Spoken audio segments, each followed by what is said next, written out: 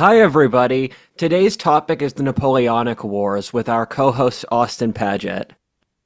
Hello, welcome to Napoleonic France. So, there's this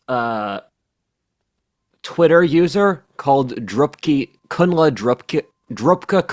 It's something like that. He has it flipped as well, where it either goes by Kunle Drupka or Drupka Kunle. It's a name for a Buddhist demon or saint or something like that.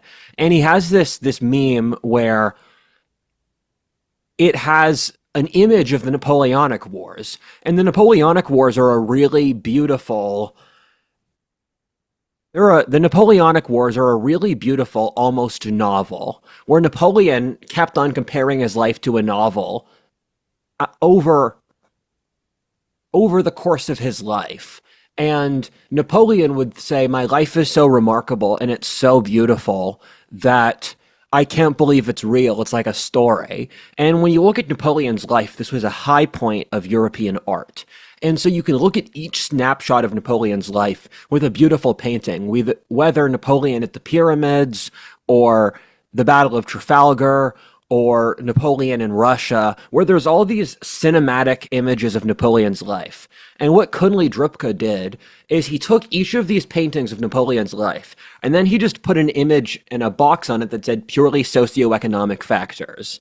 And so the joke he's making, which I think is quite prescient, is that our current narrative of history, which is Marxist in origin, and that the Marxists took over our entire worldview, without us even realizing it, where the Marxists lost the physical war with the Cold War, but they won the spiritual philosophic war.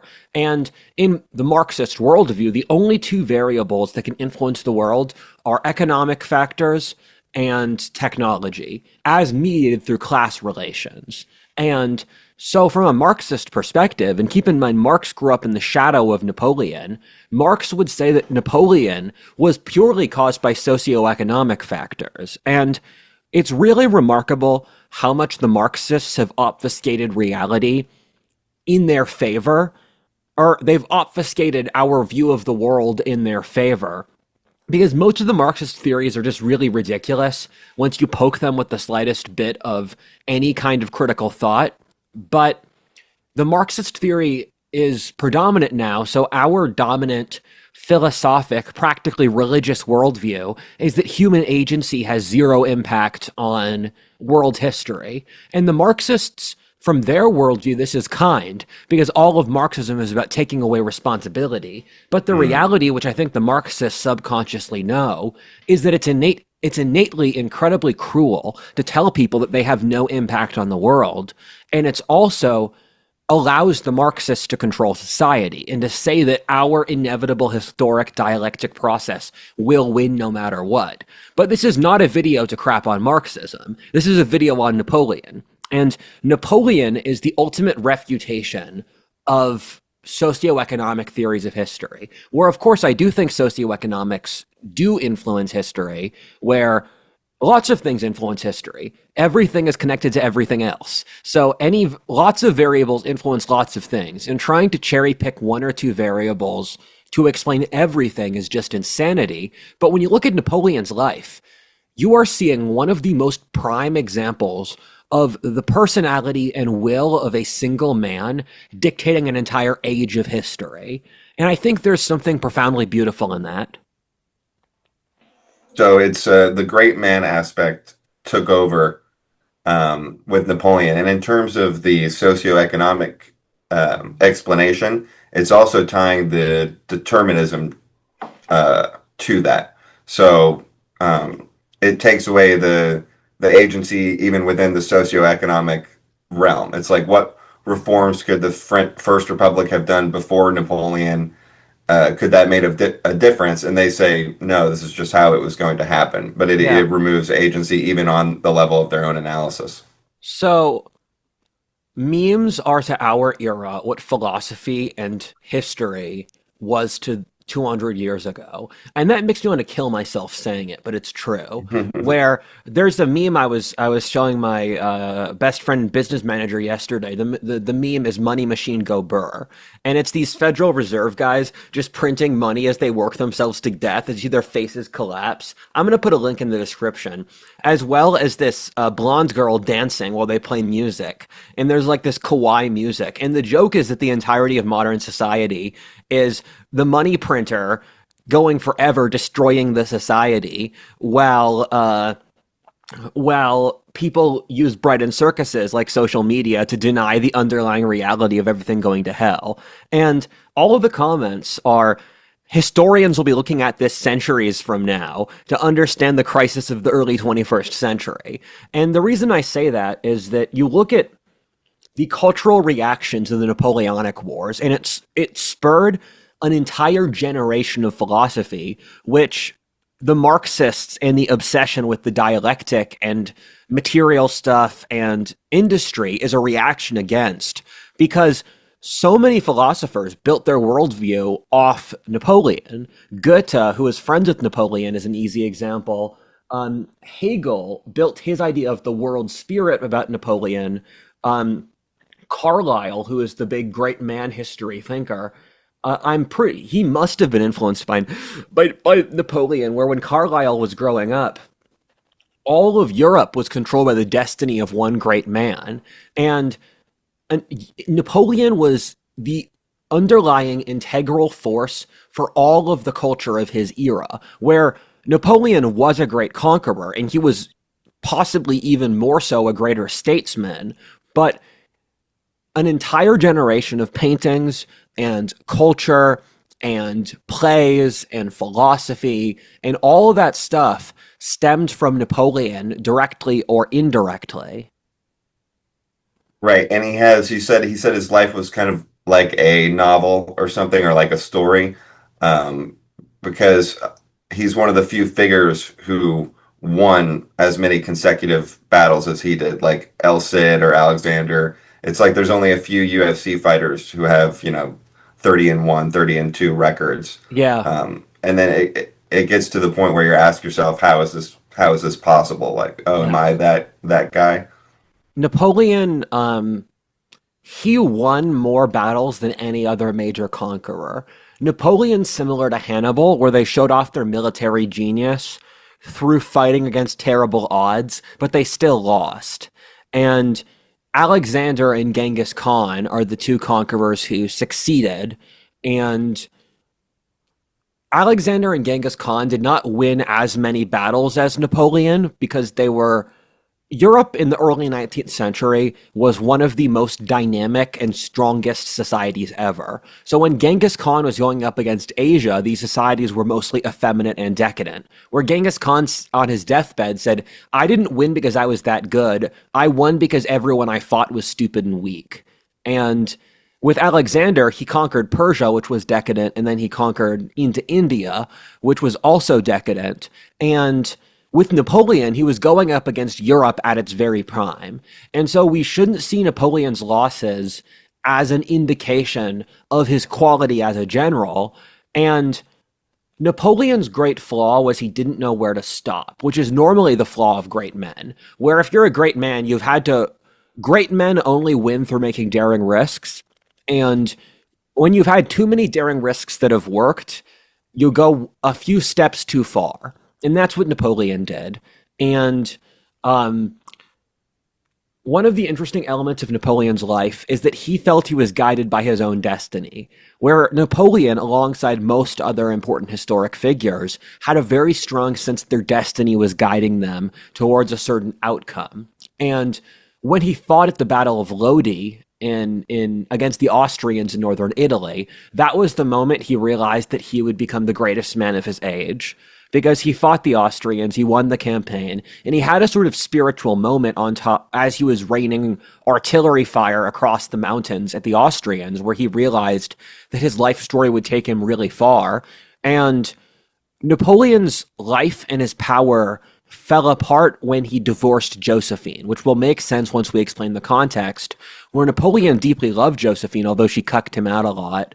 And he divorced her for an Austrian princess. And it was said in the culture at the time that um, Napoleon was frequently called Mars, where people would colloquially refer to him as the god of war, and people would call Josephine Isis.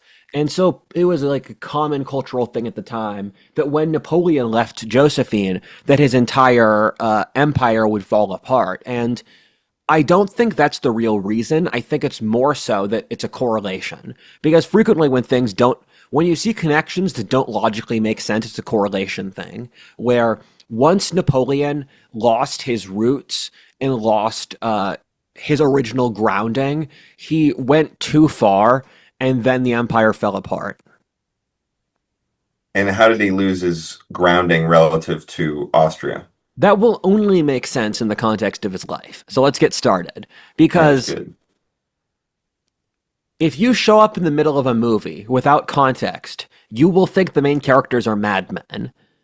But everything makes sense in its specific context, even madness.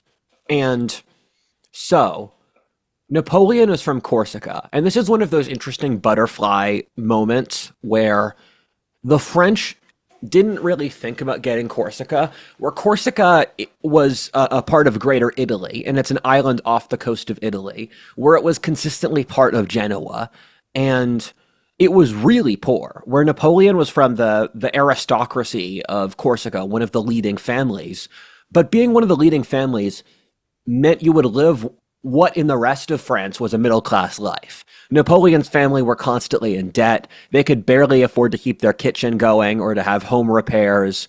And the Genoese couldn't hold on to Corsica because Corsica kept rebelling. So Genoa sold Corsica to France in the middle of the 18th century.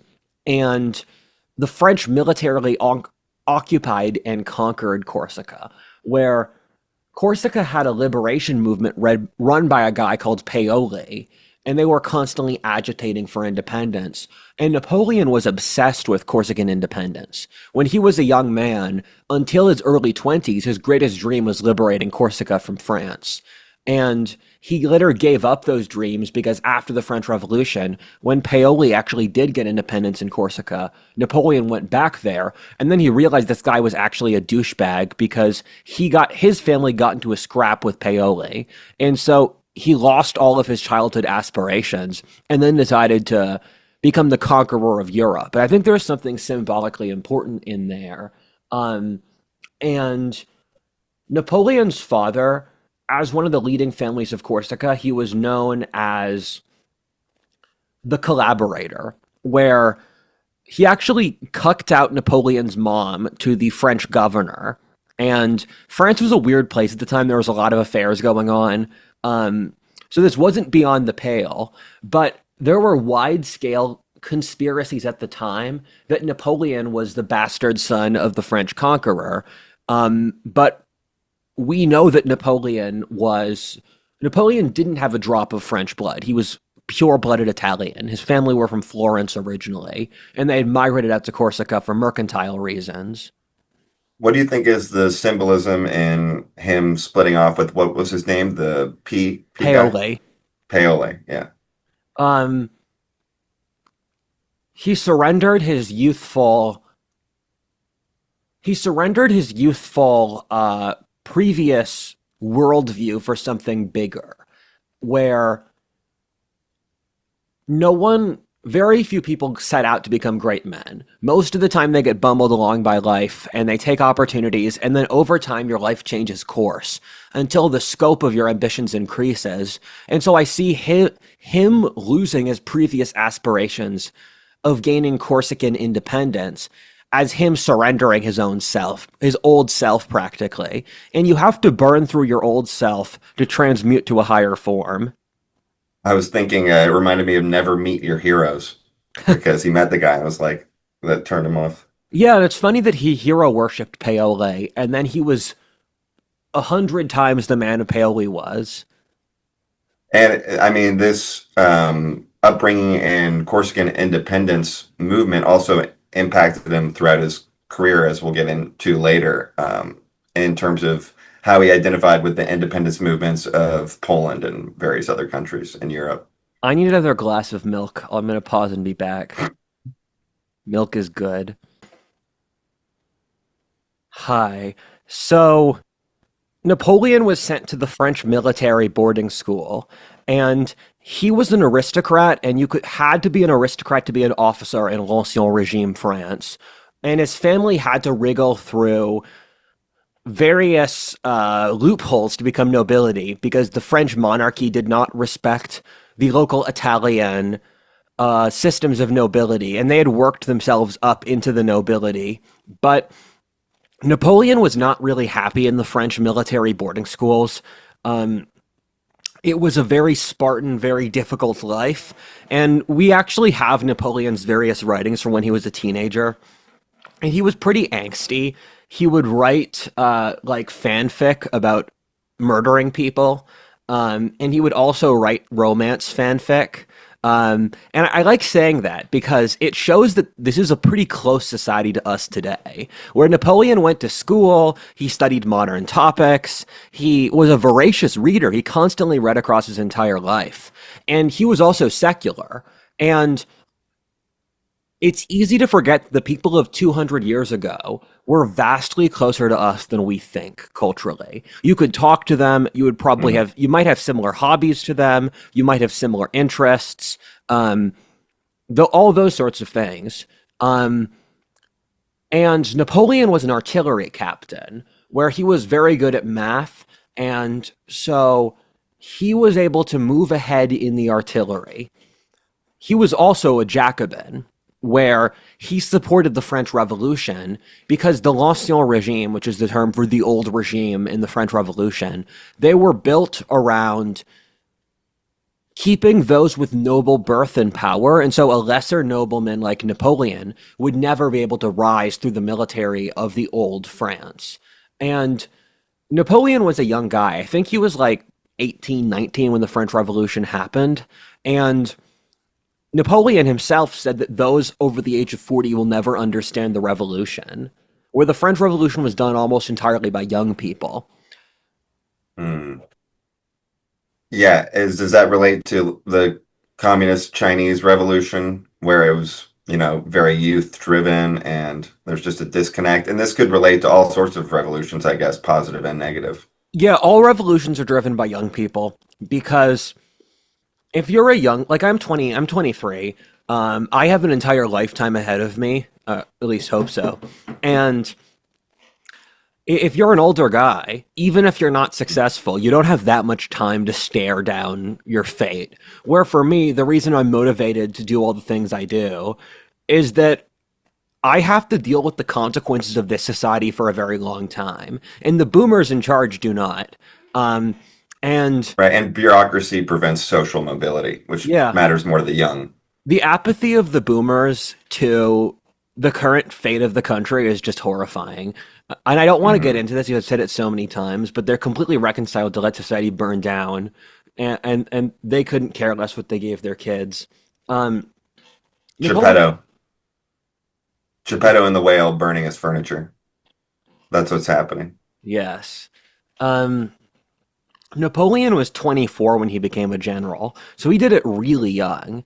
Um, During the French Revolution, Napoleon, I think he was positioned in Paris and he shot down a mob of intruders where he was in Paris looking at the events of the French Revolution from a sort of distance. And he had spent that whole time period um, in trying to commute between supporting his family in Corsica, and his one salary as an officer supported six other family members because Corsica was a clan society where you had to support your entire extended family. So as Napoleon rose up in the world, he would give his family members various jobs like King of Sardinia, King of Spain, because in his culture, he had to help his family out.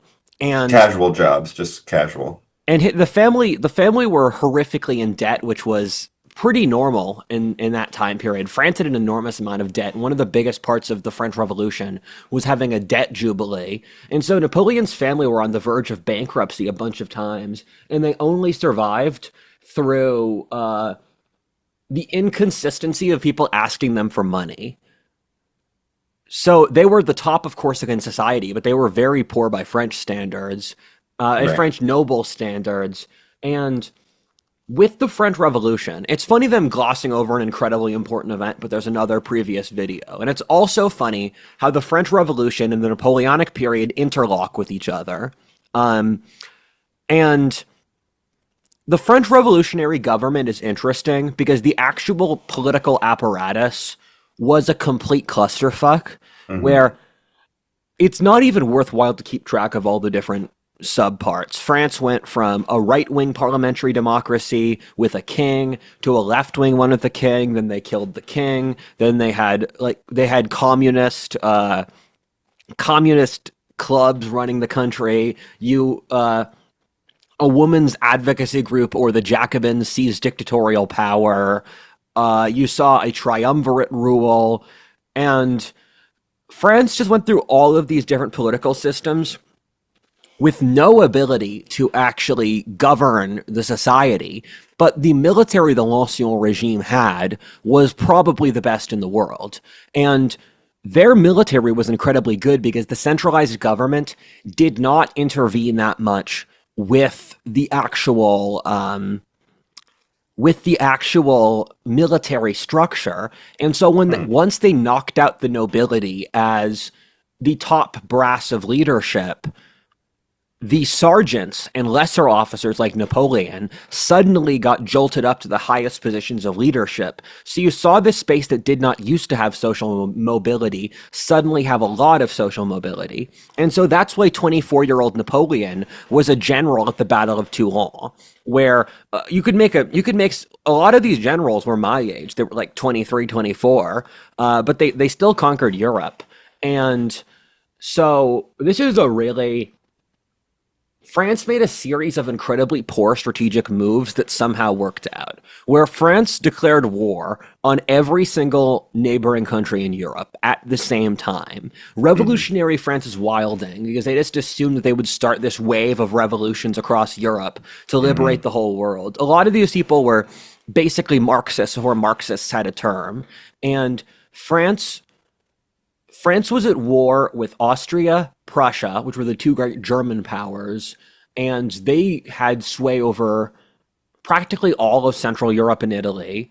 France was also at war with Britain and periodically at war with Spain, and they were in an undeclared war with America.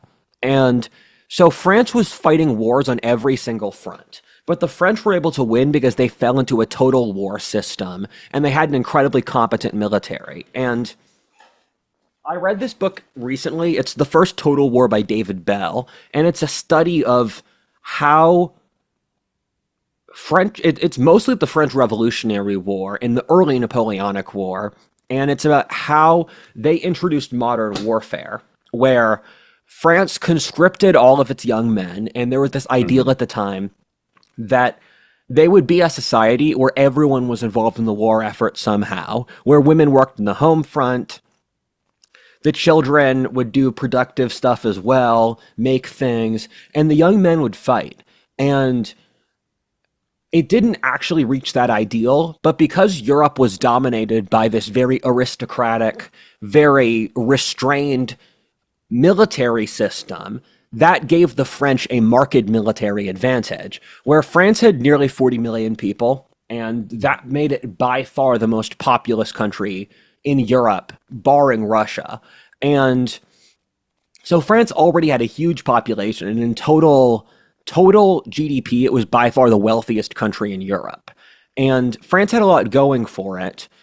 But on top of that, with total war, they could mobilize these huge armies, and there wasn't really a massive military breakthrough between the 30 Years' War and the Napoleonic Wars. It was still muskets and cannons. Pikes had been substituted out of warfare in the early 18th century, and cannons and artillery became vastly more advanced, where one of the huge military breakthroughs was the rise of light artillery and using artillery as the dominant military arm. Where people forget this today, but a majority of all deaths in war are done by artillery. Less than 10% are done by actually people shooting each other with guns. And Mhm. Napoleon, being an artillery guy, he pioneered a lot of artillery warfare because he understood its value.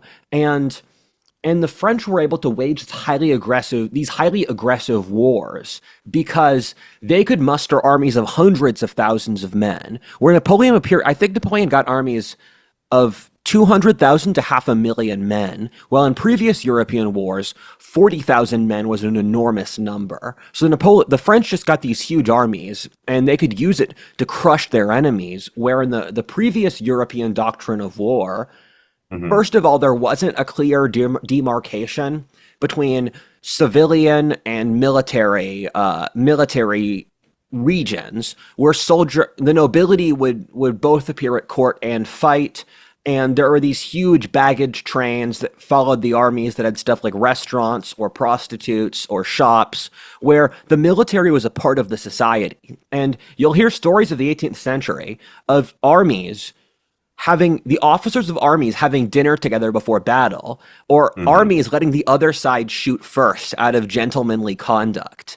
And ever hurting civilians or ever sacking a population was completely taboo in the 18th century, and people would go on vacation to countries they were at war with. So it was this highly genteel concept of war, and the French Revolutionary conflict just completely shattered that with a total political, military, religious mobilization, which gave France this inordinate advantage. But over the course of a century, it forced the rest of Europe to adopt the French systems, which brought about the modern social structure. Because once you had to draft and arm the entire population, you could no longer have aristocratic, absolutist monarchies. So it caused this wave of liberalization and a shift leftwards across Europe.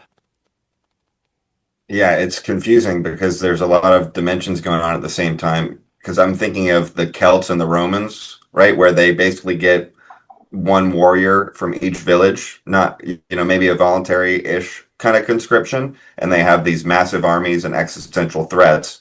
Um, and it's kind of like a return to that in a way, Yes. based on the necessity of the circumstances. And then there's tons of social mobility, like you said, within the military. So people are probably joining for that, since there's no social mobility anywhere else in the society. Uh, yeah, interesting how it took off. Yeah, so there's two things there. The first is you teased out a very important point where in classical civilization you saw these mobilization of these huge armies, where the Punic Wars in Rome and Carthage were total wars. And with the civilizational cycles, classical civilization, when it was at its historical level of development comparable to the modern West, could mobilize these huge armies. But then, as time passed, societies lost the ability to have this mass mobilization until they approached an apex of their civilizational development where they could, where societies don't operate in linear straight up lines. You need to have a highly mobilized social structure and government to have total war. But what happens is that when you give the government that much power, which will always happen through total war, that the Mhm. government destroys social trust, and then over centuries you'll fall into a dark age. Then you'll need aristocracy to fight. The aristocracy gradually morphs into a government, cycle restarts. So That's exactly it, because monarchies don't last more than 200 years after the leader stops appearing on the battlefield. So it makes sense that immediately when the monarchy collapses, the replacement is this diffused, uh, the replacement for social mobility and social control becomes military excellence. yes, that's so fascinating because the 250-year curve, that's the curve for the time you maintain regimes in monogamous societies. The second point was that um, this era of history, and especially so the revolutionary French, were completely obsessed with Greco-Roman history. So they were actively building their social and military structures off especially Rome and Sparta, where we see the early left as hyper modernist, but they saw themselves more so as reviving this millennia old classical tradition. And Hmm. that's why Napoleon named himself first consul and then emperor. Um, and they were literally basing conscription off the Roman and Spartan parallels. So they definitely noticed that. It was widely said that educated Frenchmen knew more about the histories of Greece and Rome than France, because that was how Right. their educational system worked. If you identify a secular period in history, then you can identify secularism with some classical, um, historical callback. And it's like the name of I think the one French government worth focusing on is after Robespierre and before Napoleon, the first French Republic, right? They're calling themselves a republic like Rome.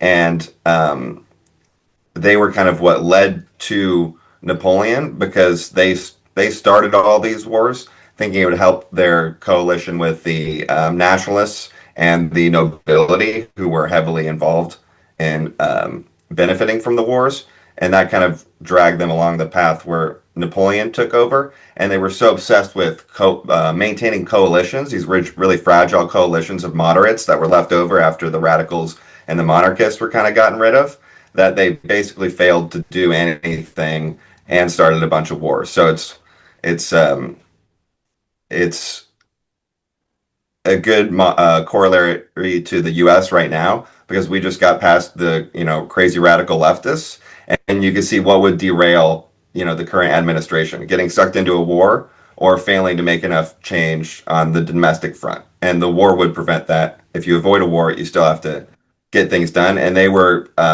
had a bunch of rebellions to put down because they were conscripting.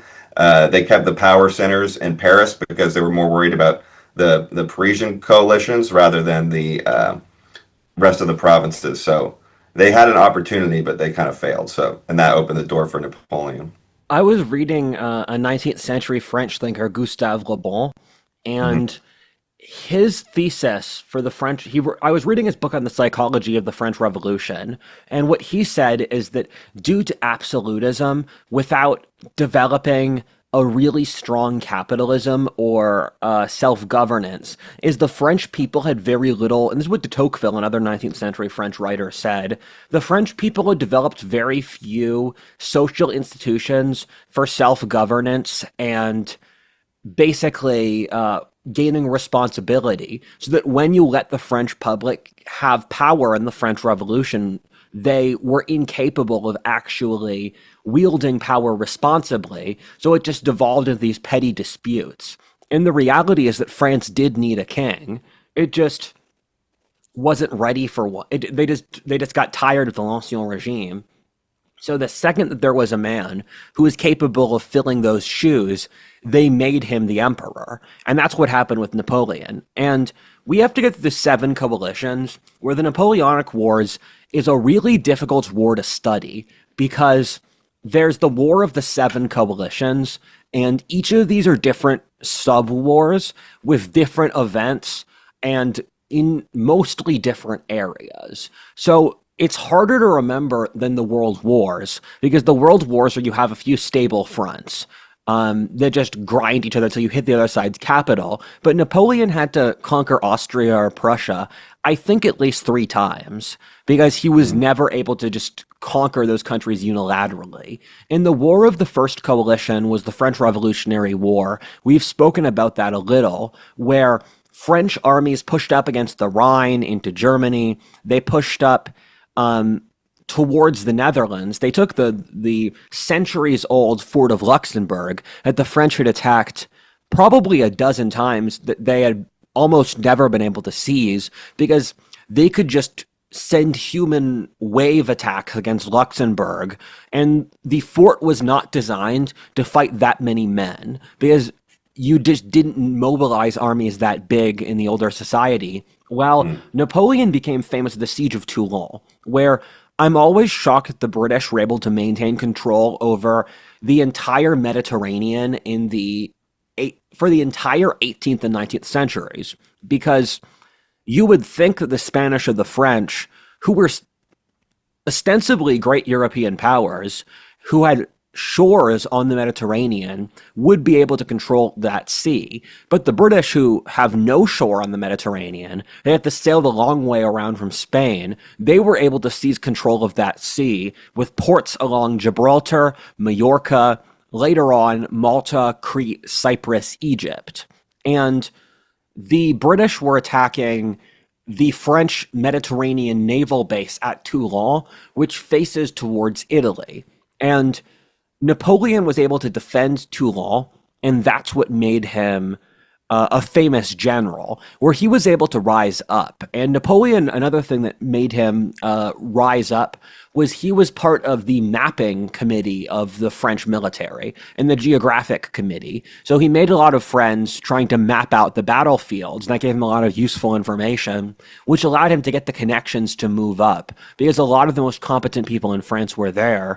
But Napoleon became a general, or he really went into his own fighting in Italy against his own kin, where he was made the commander of the Northern Italian army. And when he went there, said army was a complete mess. They didn't have shoes, they were disorganized, they were starving, they were poorly trained, and Napoleon just whipped them into shape. And Napoleon was a great general, not just for winning battles.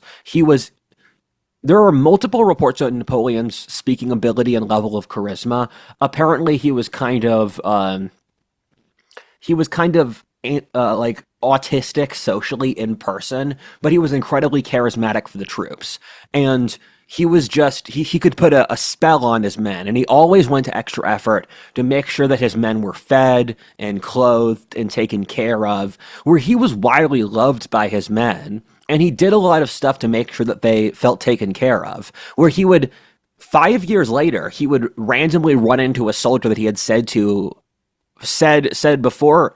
to before 5 years, and he would remember his name. Napoleon would memorize the names of almost every single person he met, and then if he randomly stumbled into a person years later, he'd say, "Oh, hi, I remember you did blank for me." So Napoleon was quite personable, and he just steamrolled northern Italy. Napoleon was responsible for the conquest of practically all of Italy for the French, and Northern Italy was directly or indirectly part of the Austrian Empire, where the Austrians took the former Spanish possessions like Milan, as well as conquering Venice.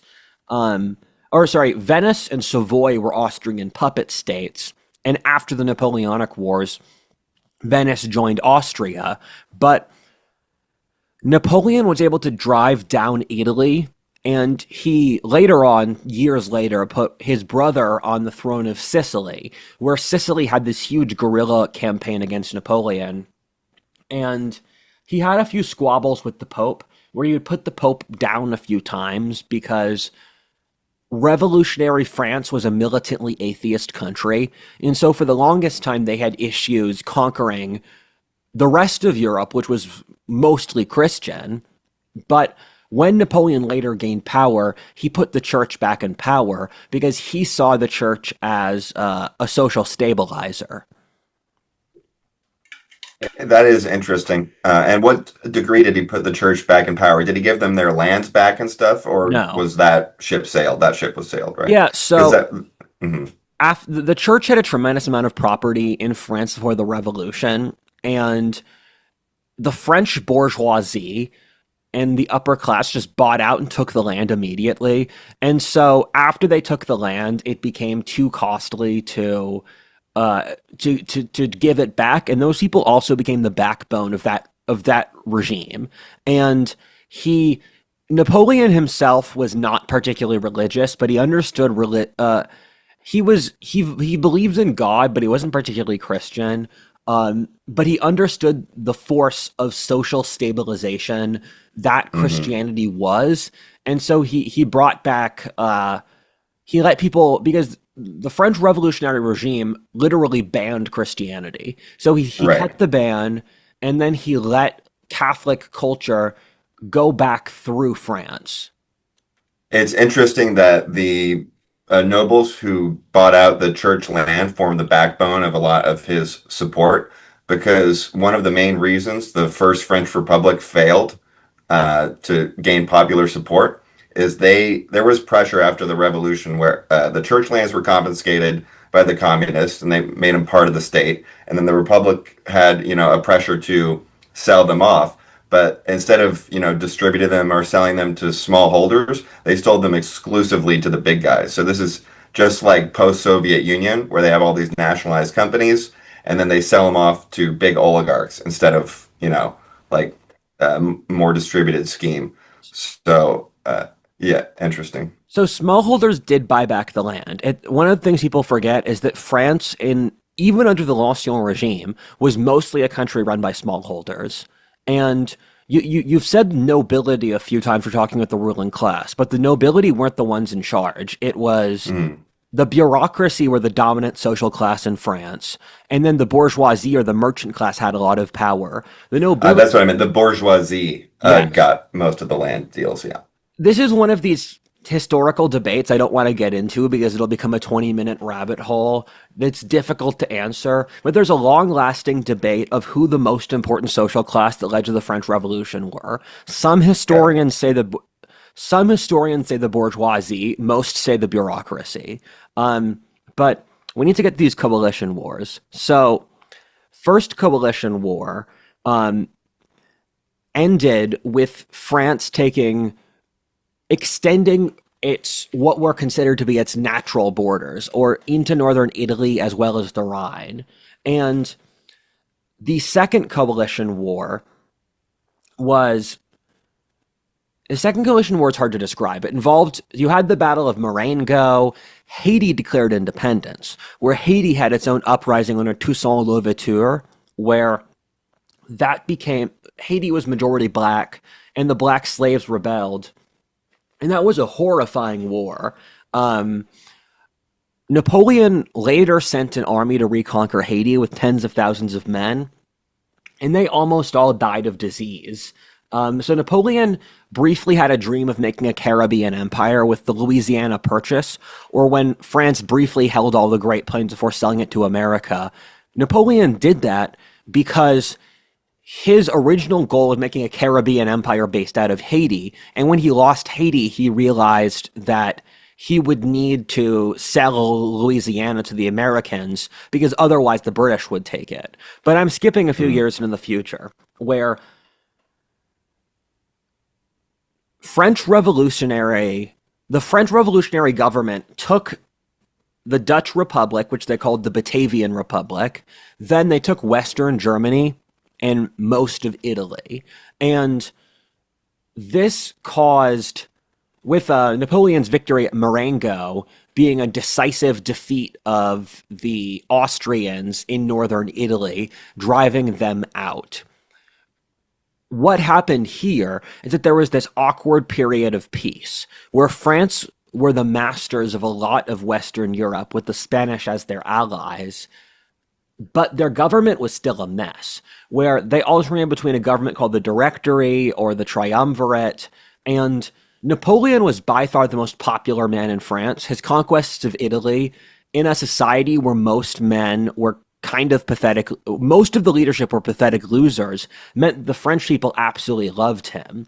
But he wasn't in a position where he could make himself dictator yet, just because that wasn't where the currents were. And so he decided to attack Egypt, which is a strange historic moment. And this was in 1799.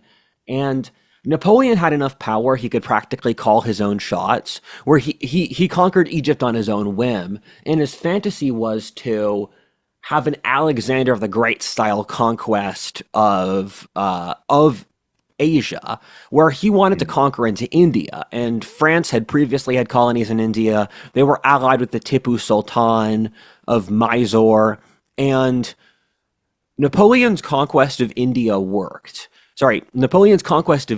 worked, where he landed there, and Egypt was an Ottoman possession, but it was under local Mamluk governance. And Napoleon fought against this Mamluk cavalry army, where the Mamluks were slave soldiers from the Caucasus. They were nomads who had ruled Egypt since the early 13th century. Where at the Battle of the Pyramids, Napoleon's modern army faced down the Mamluks and just slaughtered them. By that point in the early 19th century, Europe had a marked military advantage over the Middle East. And Napoleon tried to establish a modern, enlightened state in Egypt. And this was a heyday of Egyptology. And this is the origin of Egyptology, actually, because Napoleon brought all of these scientists, where Napoleon was a very intellectual leader. He was seen as an intellectual in his own right at the time, and he was friends with and funded a lot of the philosophers and scientists and that stuff, where they studied Egypt and brought a lot of the artifacts back to Europe, where this was the first time Europe really became aware that there was this deeply ancient civilization in Egypt. And Napoleon fought his way as far north as Syria through Palestine, and it's remarkable to watch that it's this random subplot that you wouldn't otherwise think about.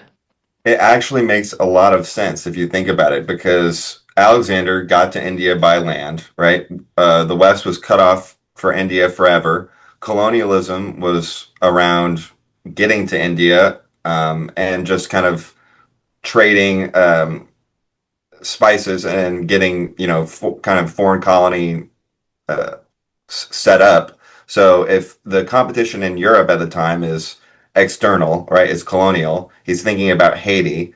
He gets kind of blocked off in Haiti. They're not as good at the Navy, but he's really good at artillery. It doesn't make as much sense to fight in Europe.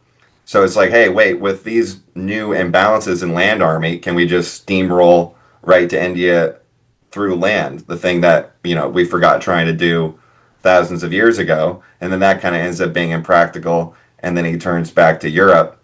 And it makes sense that he would fight in Europe because that's where artillery is going to make the biggest difference. And that's kind of what he centers his fighting around. You're right. It makes sense considering the ease with which Europeans could beat Asian militaries meant that he could conquer a pretty big Asian military, pretty big Asian empire fairly easy. The issue was the British control of the Mediterranean, because Admiral Nelson, the top British admiral, who turned the tide of this war several times, he wiped out the French fleet at the Battle of the Nile, where Napoleon had to strand his army in Egypt and flee back to Europe on a small craft. His army in Egypt, I think they mostly died. But when Napoleon got back to France, he was just treated as a hero, and he wandered around France for a bit. And he launched a coup called the Brumaire, where France was under a Trinitarian government, where the previous democracy had failed, and it was widely considered in France that they needed to have a dictator, because France had gone through a decade of chaos since the revolution, and their economy had broken down.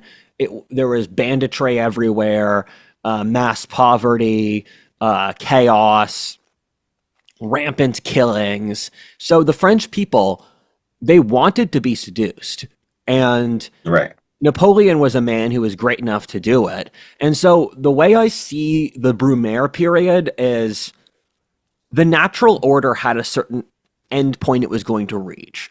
And so you're seeing these different switchboards get moved along so that you could see an alignment of events to reach the end come that France's psyche demanded, where Napoleon was put into power because the pre-established French interests saw him as an outsider that they could use to control, much like Hitler. But then what happened is that when Napoleon got into power after launching the coup against the Directory, he just became an all-encompassing force that dominated France.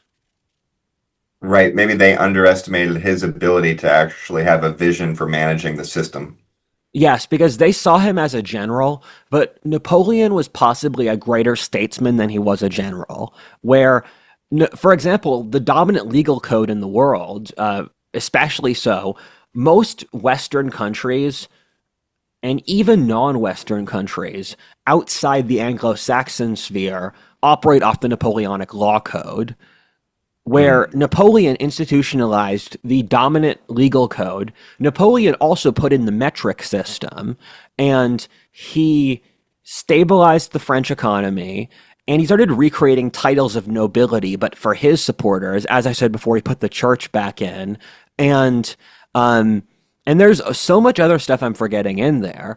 But Napoleon really rebuilt France very quickly, and he turned France into a highly wealthy, functioning country. Well, he was part of the revolution and part of those intellectual circles, so it makes sense. Were there any particular intellectual figures at the time that he leaned on or kept around as advisors? So I can't think of any now. The one that comes to mind, though, who's not really an intellectual, but who is a statesman, is Talleyrand, where Talleyrand was his Yeah. foreign minister. And interestingly, Talleyrand fled to Philly during the crisis of the French Revolution because he was a nobleman. He was trying to avoid getting killed. And Talleyrand did all of Napoleon's diplomacy and that sort of thing, and he was brilliant at it. He was considered the best diplomat in Europe at that time. But Talleyrand was conniving, and he only really supported his interests. So Talleyrand backstabbed Napoleon several times when he realized Napoleon would lose. And one time, Napoleon basically screamed at Talleyrand, "You're a silk stocking full of shit." Because he said you have this nice exterior, but you're just a terrible person on the inside. And this was apparently taken really poorly by French society at the time. He's like, "Oh my God, Napoleon crashed out." But I think it's a reasonable criticism of Talleyrand. Well, they come from different worlds. So Napoleon's used to loyalty, Yeah. but the thing that made Talleyrand realize when Napoleon was going to lose was also what made him good at his job Yes. throughout the whole period before that, because he could anticipate things in negotiation. It's not cool when your men aren't loyal. But Yeah. so War of the Third Coalition. Napoleon's great rival was Britain. He hated the British, and he was also the British media was highly sensationalist, and they made the stories like Napoleon was short, he was average height for an Italian. They made up the stories that he had a small penis. When Josephine was cheating on Napoleon with an office with a hussar officer, Napoleon, when he was in Egypt, he sent a letter back to France telling Josephine that he was going to divorce her, where it's just so sad to see Napoleon's relationship with Josephine because he was madly in love with her and he was constantly simping, but she didn't respect him and she was cheating on him. But he said Small penis, big cannon.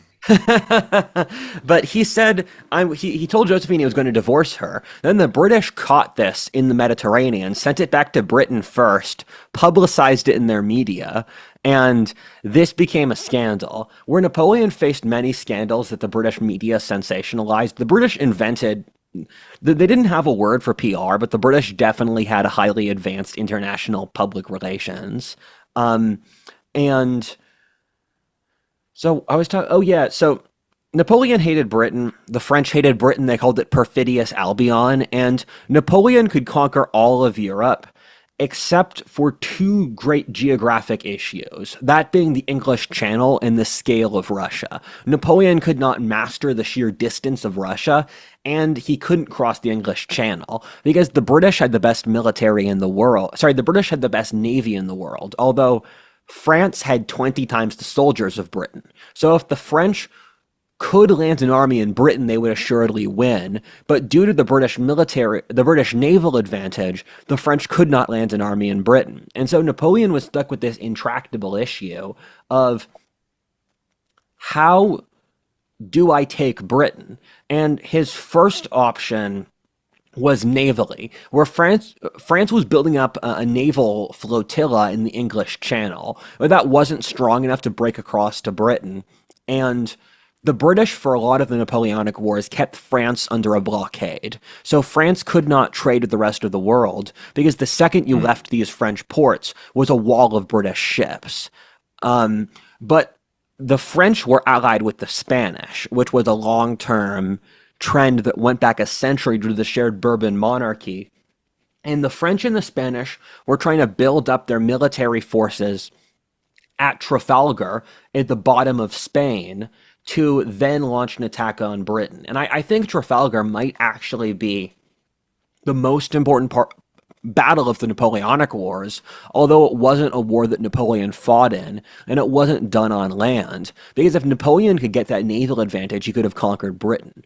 What happens, though, is that Admiral Nelson, the British naval commander, was able to wipe out the entire French and Spanish fleet. And he was able to do it by splitting them up because there was several complications where the French fleet from the West Indies was coming back so that they could unify forces to go against the British. The Spanish and the French had trouble coordinating together. But Nelson, he also used some pretty innovative tactics to just wipe out the French fleet and the Spanish fleet.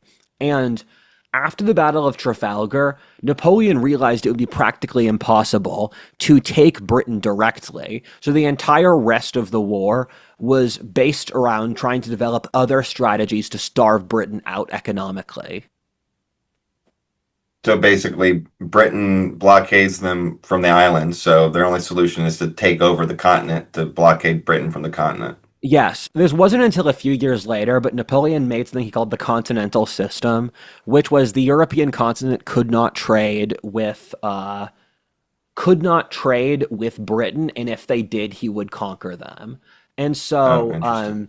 Portugal and Russia violated the continental system, so he invaded those two countries, and that's actually what got him to fight with Russia, where Russia was economically dependent on trading with Britain, and Russia was big enough that they could kind of tell Napoleon to screw off. And Napoleon invaded Russia so that they would stop trading with Britain. And past a certain threshold, this is a pre-industrial society. I guess Britain was early industrial, but they were still early enough that they didn't have these huge cities that they need to import grain from the New World from. And I keep looking at the continental system, and I think to myself, this system has too many component parts to work, and it's also dependent on, for example, when the Nazis were trying to blockade Britain to starve it, I think that could have worked because Britain became a fully industrialized society that was completely dependent on foreign food. Britain Mm. was still significantly more lightly populated than France. I think even if Napoleon completely cut off Britain from continental Europe, the British could have survived by eating gruel or something, or just shooting the poor who rebelled. And so whenever I see the continental system, it just seems like Napoleon was trying too hard. Well, right. It's interesting how I teased out the logic of that reversal of the blockade without even knowing about the continental system. So the logic of it makes sense. It's just, it turns out his only option was impossibly impractical. The other thing as well is that I don't think Napoleon should have conquered outside Western Europe because I don't think France can realistically assimilate anything outside of the former Frankish Empire, where under Charlemagne, Germany, France, parts of Spain, Italy, Benelux, Austria, Switzerland were all a single country. I think that's the furthest France can go and still maintain some kind of cultural influence because the thing with empires is that holding the empire is harder than conquering it is. And lots of empires overextend. And you know you're going to overextend because you have to think to yourself, can I actually hold to this after generations of decay? Where, for example, when we established Social Security in the 1930s, the average life expectancy was like 68. So people would take out Social Security for 3 years. Now it's at 81, and our age composition is completely different. So Social Security, which was insignificant a century ago, is now going to become this horrific demon that will destroy America unless we gut it. And that's how a lot of empires are, where you have to think to yourself, 2 generations in, after our men have grown weak, can we actually hold Poland? And the short answer was no, because Napoleon could not hold Europe even in his own lifetime, let alone with his son, who would assuredly be less competent than him, where I split Napoleon's conquests into 3 lines. The first line is West Germany through Italy. That's the old Frankish Empire. I think that's the line Napoleon could have held. The second line is Prussia down to the Black Sea. And Napoleon consistently was able to beat the lands in the second line between Western Germany and the Prussia to Black Sea line, where he had to conquer Austria and Prussia at least, I think, like 3 times, because he could Right, consistently right. beat their militaries, but France did not have the men to occupy Austria or Prussia. And so he kept on letting them maintain their governments, which let them have the ability to keep recruiting new armies and improving and all that stuff.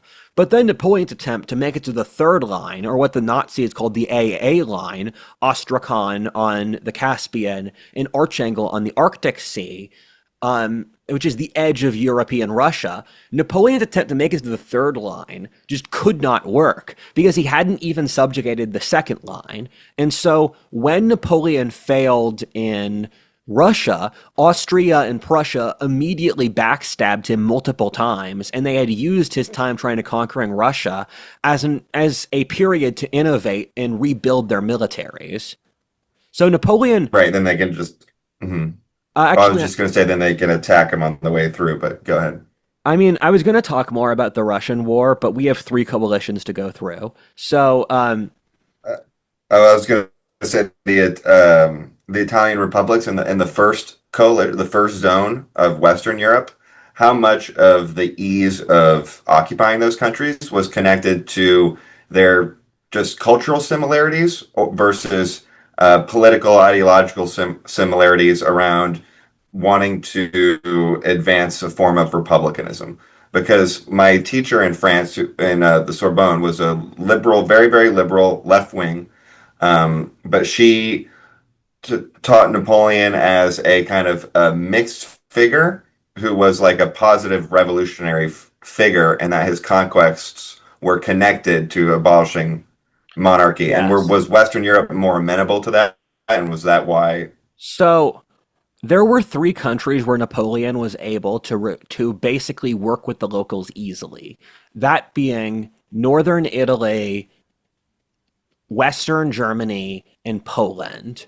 And the reasoning for that is that those countries hadn't really experienced nationalism. They developed nationalism because the French imprinted nationalism on them in the Napoleonic Wars.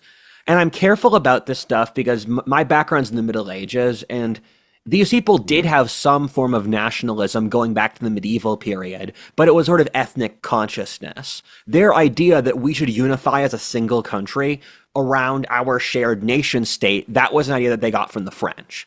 And Napoleon unified the constant squabbling states of Italy and Germany, who had fallen apart in the medieval period, into places like the Cisalpine Republic, which was northern Italy, or the Confederacy of the Rhine, which squished together 200 or so German states in the middle. And through the process of unifying these countries, and I don't want to say unifying because these were relatively small places compared to the later countries of Italy or Germany, the French also worked with the merchants and the bureaucratic class against the nobility, because a kind of lame and sclerotic nobility ran both countries.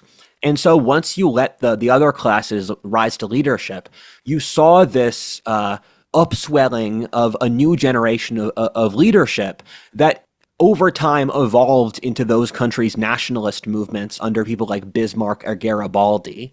And when Napoleon invaded Russia, he pulled hundreds of thousands of men from Germany, Italy, Poland. I think actual French people were a minority of the army that went into Russia. And when Napoleon Mm, later conquered Poland, he made I think it was like the Warsaw. It was either the Duchy of Warsaw or the Warsaw Pact or whatever. I forget. It's something at Warsaw. It was the central Polish region, where Poland, Lithuania had recently been completely divided up by Austria, Prussia, and Russia, because Poland had been this kind of lame failed state for a century leading up to it. But the neighboring countries were quite polite about not raping Poland until later on with the French Revolution, because the Poles had their own revolutionary movement where they got rid of serfdom and they started having conscription and started to industrialize, run by I think he was the guy who did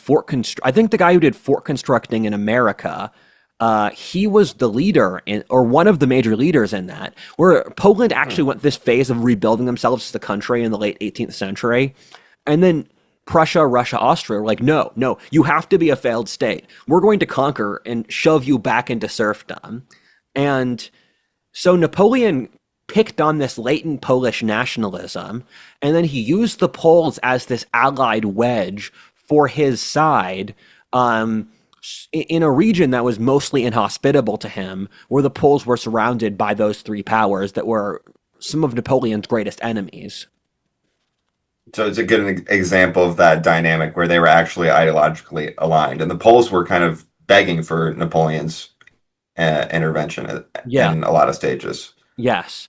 Um, Um, so, War of the Third Coalition, Napoleon fought the Russians and the Austrians at the Battle of Austerlitz, and interestingly, the main locus of fighting for the Napoleonic War, which was a war that stretched from the Atlantic to Moscow and from Egypt to Scandinavia, the main place where most fighting occurred on average was around Saxony and Czechia. So fronting up against the edge of the Austrian Empire, because Napoleon was constantly fighting in Eastern Germany against the Prussians and the Austrians and also the Russians. And that was the centralized, because the Napoleonic Wars was a pan-European war. So it makes sense that the locus of the war was in the middle of the European continent. Where at Austerlitz, Napoleon just wiped out a vastly larger Russian and Austrian combined army, where Napoleon was able to consistently win against larger armies, partly because the French were just better soldiers, but Napoleon was able to use artillery in a really good way, and Napoleon also marched his men more than any army. So Napoleon had enormous mobility, where he'd march his men 30 miles every single day, basing it off the Roman parallel. So at Austerlitz, he smashed into the Austrian and Russian armies before they were really ready to fight, thus destroying a larger army, and that cowed both Austria and Russia, where Napoleon marched on Vienna and he humiliated them, where Russia backed out. it's a good example of taking advantage of the intangibles, which is also a good Roman parallel. Yes.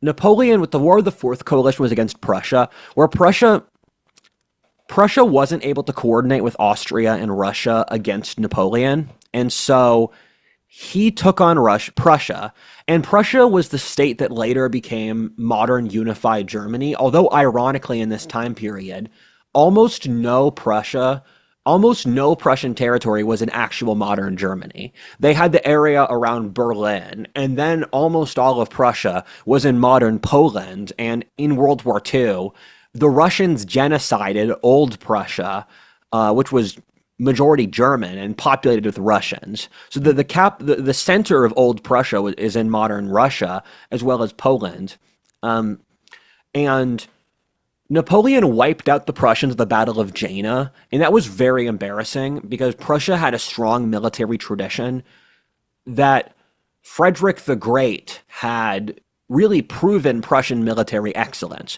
Where a generation earlier, Frederick the Great, I was going to say Frederick the Gay, because he was gay. Frederick the Gay, he was one of Napoleon's great heroes, and Napoleon studied his life and actually visited his tomb when he went to Prussia as a sort of pilgrimage. Hmm. Where Prussia had degenerated in the generations since, where Napoleon wiped them out, and Napoleon marched on Berlin. But again, he was incapable of fully conquering Austria or Prussia. And this resulted in Prussia going through a period of improvement and introspection that made them the great military power that later allowed them to unify Germany, where the Prussians were so humiliated by their loss at Jena that they got rid of serfdom, they completely reformulated their military, they rebuilt their structure so that when they would fight the French next, they'd win. And this is one of those really inspiring historic examples of a country turning things around at the right moment. It's really funny because the whole battle is in context of, okay, are the French going to the French got rid of their monarchy. This is a big existential threat to the rest of Europe because how is this social movement going to affect them? Well, at least if the French aren't attacking us, maybe we won't do a coalition and attack them. But the French are attacking from an early stage, so everybody's united against them in the context of this battle. But then a lot of people are amenable to the domestic changes in their own country as a result of the French invasions. And then the French have this idea of turning everybody into a republic when it didn't actually work for them. The result was that they got a big state with a military leader, which is Yeah. what they turned everybody else into, not Yes. republics. It's ironic. Humanity is a funny thing. The big issue with the Napoleonic Wars is that there just weren't enough Frenchmen to conquer the entire European continent. And the only major ally the French really had were the Spanish. But Napoleon backstabbed the Spanish because he saw them with contempt, and he wanted because the Spanish were pretty lame. They were not a functional country, and they lost their New World Empire, which was the only reason they had any importance due to Napoleon backstabbing them. Where Napoleon invaded Spain, tried to install his brother in charge, and he also partly did it to take out Portugal, which had been a British ally since the 12th century. And Portugal did not work with the continental system. Um, and Napoleon faced a horrific guerrilla war in Spain, where uh, the word guerrilla actually is a Spanish term for little war, because although the Spanish government fell pretty quickly, where Napoleon's armies they marched down to the bottom of Spain. They marched out to Portugal. They made it to the edges of Lisbon. They took the capital. But in the Spanish countryside, the Spanish peasants started to fight back and form these guerrilla organizations. And these controlled a lot of Spain, and they became an enormous thorn in Napoleon's side, where the war in Spain was potentially the most brutal of all the campaigns of the Napoleonic War, and over time it became this massive thorn in Napoleon's side, where Napoleon was already fighting this huge intractable war in the east. But he also had to send 250,000 men to occupy Spain, which he initially saw as an easy side theater. And the British were sending men down to Portugal to help out their ally there, including the Duke of Wellington, or Arthur Wellesley, who'd become the most famous British commander. And the Duke of Wellington fought really well in Spain, where with his British army, he gradually pushed the French across the entire Iberian Peninsula, winning several impressive victories, because Napoleon could never really lead in Spain because he was busy fighting in the east. But by the end of the war, the British were able to they were able to fight even into the south of France. They took Toulouse in the south of France. And it's a sign of Napoleon's growing hubris that he betrayed his only major good ally, and what he thought would be a minor side campaign turned into just one of the worst decisions he made. When you feel like you can do everything alone, then you think you can. So he was careless about his coalition. So that's a good hubris example. Yeah, And do they call it a guerrilla war because one guerrilla can fight 100 men? not funny. Um, You There were also guerrilla campaigns in the south of France, in the south of Italy, and across the rest of Europe. Um, but so Napoleon originally named so Napoleon named himself Consul of France, which was an old Roman term. I think the Romans called their leaders consuls. Um, and in this peak of his power, around Jena and Wagram, which we'll get to, Napoleon was the master of most of Europe, and he had personally added the Netherlands, West Germany, North Germany, a lot of Italy, and even Croatia from the Austrians to be the personal possessions of France, as well as his numerous client states. And he also declared himself emperor, where he went to Rome, and in an utter Chad move, he was going to have the Pope crown him. Or then when the Pope was going to, he took the crown himself and crowned himself. Because when the Pope had crowned Charlemagne, there had been a centuries long intractable legal dispute about whether or not the emperor or the Pope crowned him, because who had the authority in Western Europe? Was it secular or religious? And Napoleon just thought, no, I don't want this centuries long dispute with the Pope. I'm just going to crown myself. And when Napoleon became emperor, France became significantly more authoritarian, where Napoleon cracked down on the press, he cracked down on dissidents, he controlled more of the economy, he weakened due process, where Napoleon is pretty good as maniacal. Napoleon's basically as nice as you can get and have someone of his archetype. Where if you're a warlord who sees his authority as part of a totalitarian political ideology, Napoleon's as nice as you can be. But then over time, he became more dictatorial and more authoritarian and tyrannical.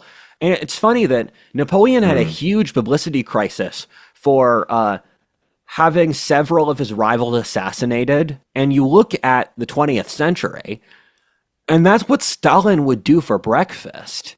And you can see how there was a decline in civilization that occurred from the 19th to the 20th centuries in the standards of European governance.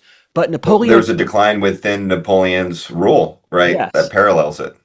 And Napoleon also got rid of Josephine, which, like, he never should have married her. She didn't respect him. But he married an Austrian princess who he did love, actually.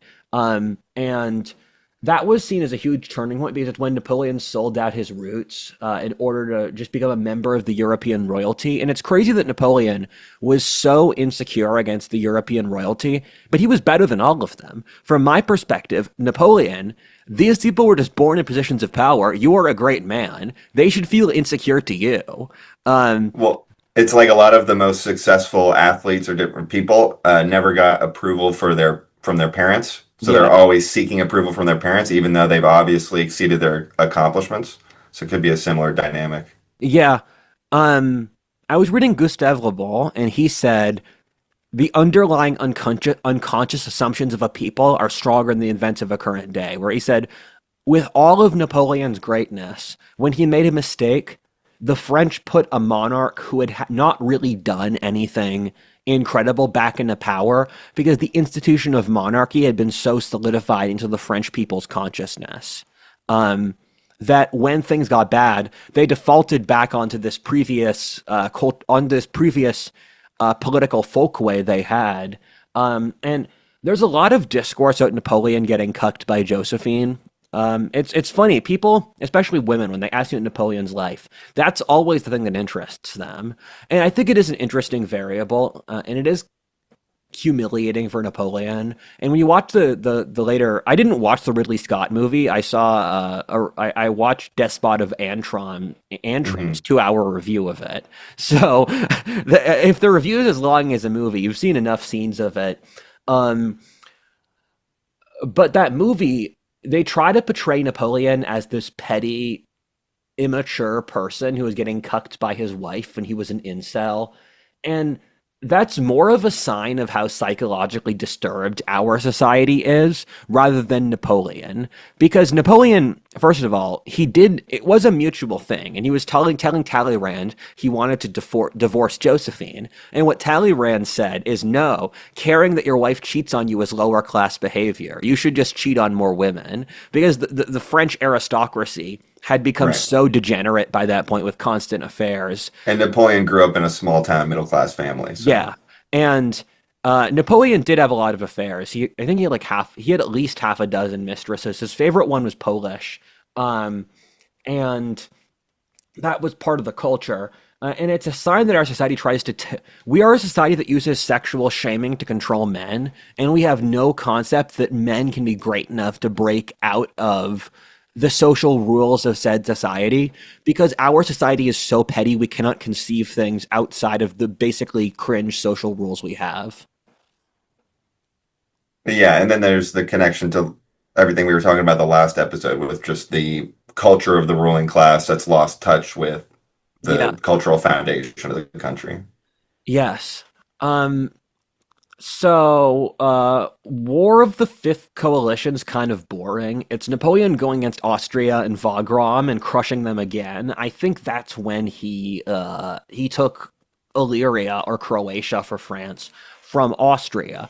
And after Jena, Napoleon met up with a Russian army in Tilsit on the border between Lithuania and Prussia, where he spent a few days with the King of Russia.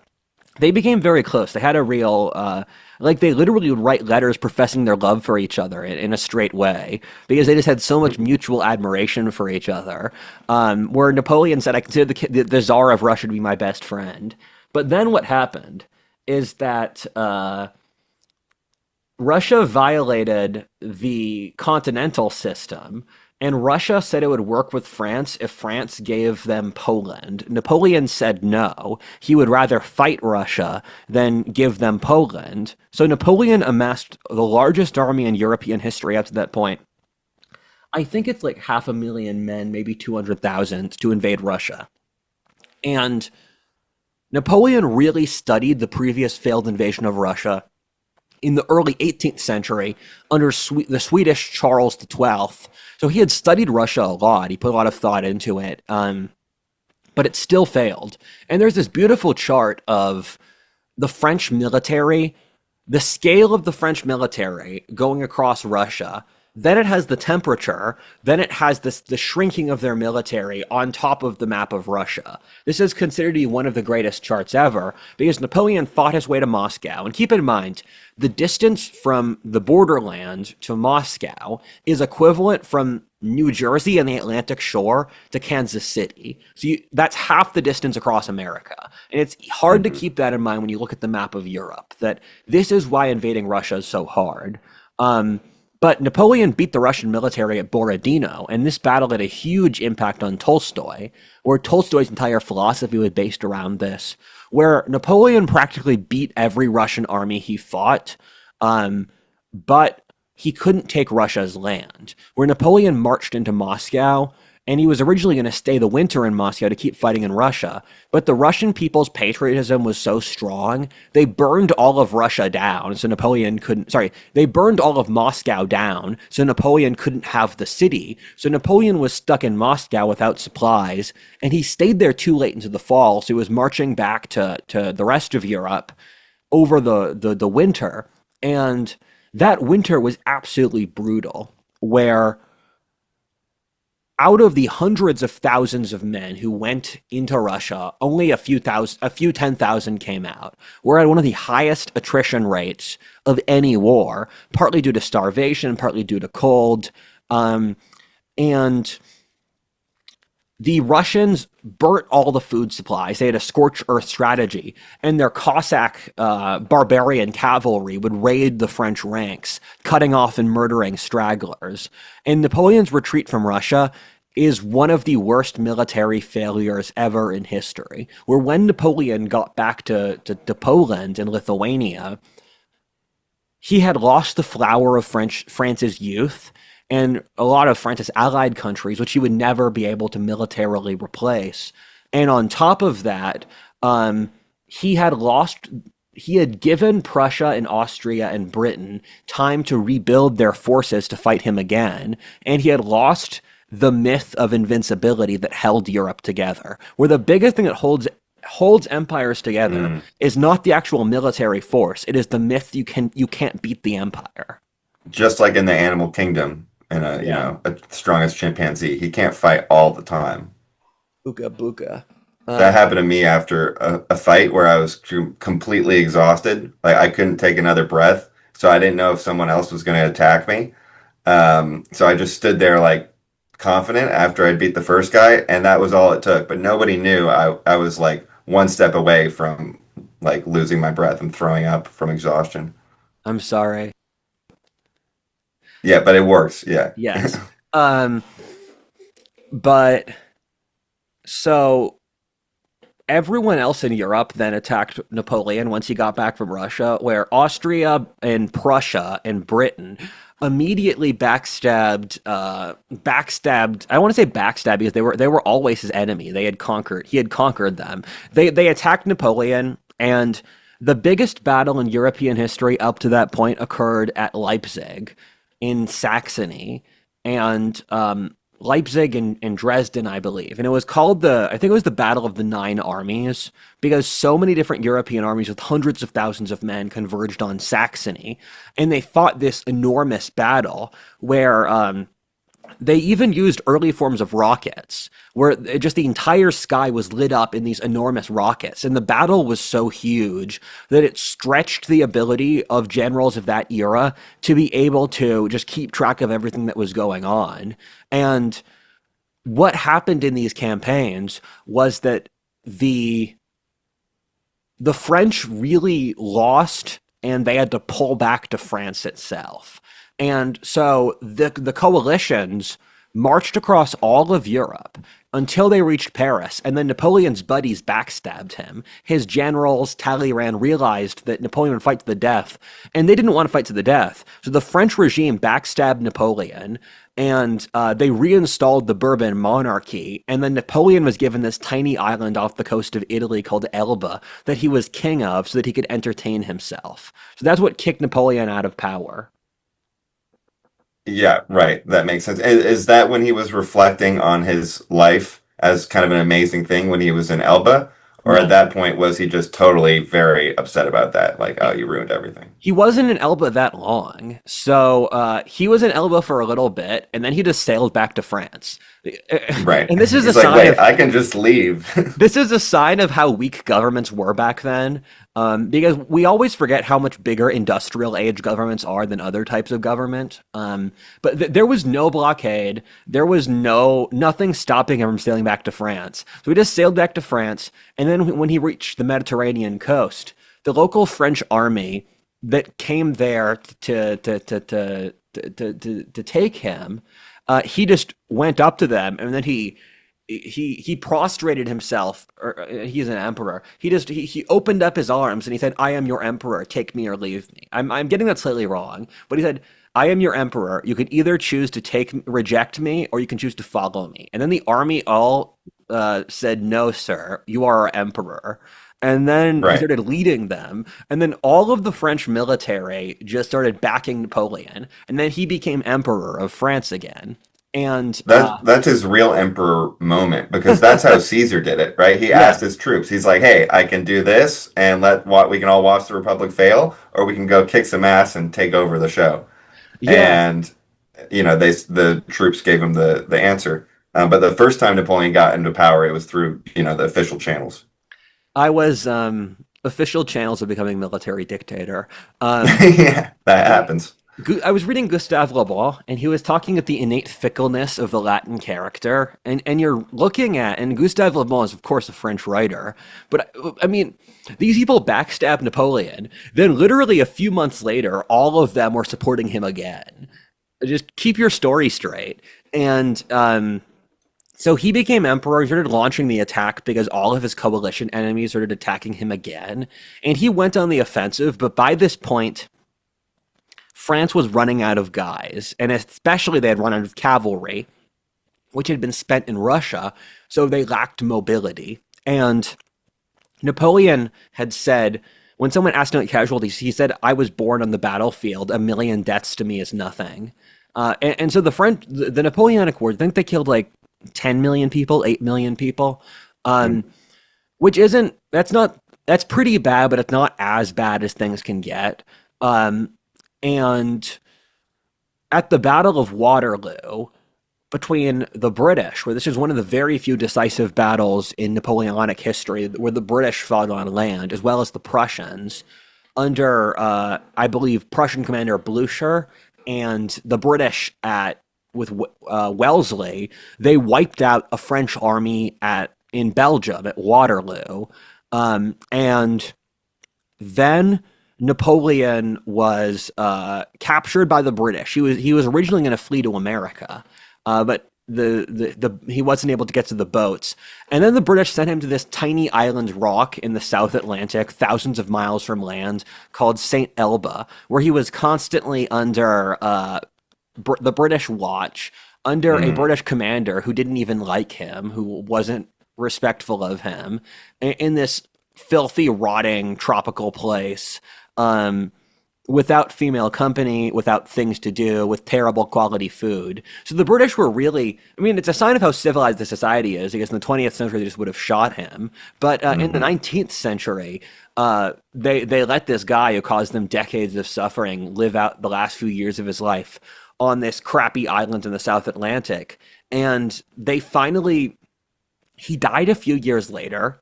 And there's this story that's always stuck with me, where he would play with the 6-year-old daughter of the British commander who was watching him, and Hmm. he would pretend to be different animals to this little 6-year-old girl, and this has always stuck with me. This man who has conquered all of Europe, at the end of it, he's just playing with this 6-year-old girl who probably has no idea how important this guy is. And I really see the novel effect of it, because it's as if it's a sci-fi story where you start a war against the 5 galactic confederacies, and then they imprison you on a comet because you're too successful. And It, historians now think that he was poisoned. We used to think beforehand that he died of one of the local diseases. I mean, also, once you take away a person's reason to live, their body will frequently find reasons to kill them. And that's one of the things we found scientifically. yeah. It's a holistic thing where if you're not in a good place, your body will naturally get sick faster. But we now think from studying his biology that he was poisoned. And Napoleon died after a few years in St. Helena, while the Bourbon monarchy had been put in charge of France again, while they maintained all the institutions Napoleon built. So Napoleon made the new France. It just happened to have a Bourbon king on top of it, where they didn't give the church its power back, the nobility didn't come back, France remained meritocratic, they maintained the legal structure, they maintained the departments. So France had changed. It just happened to have the L'Ancien regime in charge again. It is interesting that the part of his legacy that you would least associate with Napoleon is what lasted longer and beyond him rather than just his military conquests, right? You Yes. expect him to be like have a big successful military conquest and then it all falls apart after he leaves, like Alexander the Great. But it was kind of the opposite. Yes. Um, the thing with the Napoleonic Wars is they're a very epic thing for not that many changes on the map. Because when I was a teenager and I was learning history, I would only study historic events through map changes. So I thought, oh, the Protestant Reformation didn't change the map. It's not an important historic event. Oh, Alexander the Great's empire was not long lasting. It wasn't a super important event. But then as I matured, I realized that the cultural shifts and the shifts in how people perceived the world were as important as the political shifts. So the 19th century was a period of conservative victory, where the conservatives, Europe in the year 1850 was significantly more socially conservative than it was at the start of the French Revolution. Because Mhm. with the victory of what they called the Holy League, or the Christian alliance of Prussia, Austria, Russia, you saw you saw the crushing of the French Revolution, its ideas, which went under the surface, and they would, over the course of the next century, gradually win again indirectly. Um, but it's it's almost as if it protesteth too much. Where yes, Napoleon's enemies won, and you saw that the European order was forced to act with this sort of arbitrary calm, this sort of unnatural calm, but at the same time, no one could wash away the memories or the changes that had genuinely occurred under Napoleon. People could pretend that things had returned back to the L'Ancien regime, but they truly had not with the Congress of Vienna. Right. And the Lancien regime broke in a very specific way. So that's why I think the failure of the First French Republic is possibly the most consequential thing in European history. Because if France is able to make a post-monarchical Republican order function in the manner of America and England, then it could have changed the whole trajectory of the rest of Western Europe and Eastern Europe because France is kind of the middle link in between those. So it's like if France is tilting between red and blue, it could go either way. If it lands on blue, it colors everything east of it blue. If it lands on red, then everything east of it has a higher chance of developing in the other direction. So you think if the And yeah, so go you think if ahead. the First Republic stayed in power and Napoleon never got authority, that France would have created a political system that rippled across Europe. I think it would have had yeah, it would have had a huge impact on what the rest of Europe did because the French are halfway in between the rest of Europe and England, so they can translate that the other direction, just like they can translate the Eastern philosophies into England. Yeah. They're like the middle piece. And I don't know if the French Republic could have succeeded, but I see this very similar to our current situation now, where we have the U.S. is kind of rebelling against this global order, which is more socialist, and it really threatens it because if the U.S. gets rid of its bureaucracy, then you're going to have pressures to get rid of bureaucracy throughout the European countries and everywhere else, and their ruling elite are very apprehensive about this. Yeah. So they're like the monarchists who see the France and they're worried that this is going to have social change in their country. They don't want this to be successful. So you have the whole global order against it. There's a lot of potential wars going on right now. And we're doing a better job of the French of not getting sucked into them. But you can see obviously how that could derail things. And then with the French reforms, I don't like I said, I don't know what they could have fixed. I know that they messed up the land distribution. You know, Yeah. that could be like, okay, we're gonna fix regulations, but mainly just so we can build gigafactories and not actually um, reduce the regulation on a comprehensive level for the citizens to participate in the Yes. economy.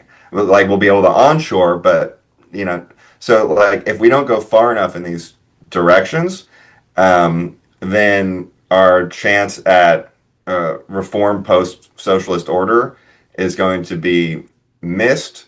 Things will continue to deteriorate, and we'll get a strong man taking up the mantle post democracy. So, and who knows what kind of implications that could have going down the road. So it's like keeping the light on in America, similar to keeping the light on in France. So, So different context, but the French Republic was an abject failure. I think they would have just waffled around without Napoleon, because they only got things together once Napoleon was in charge.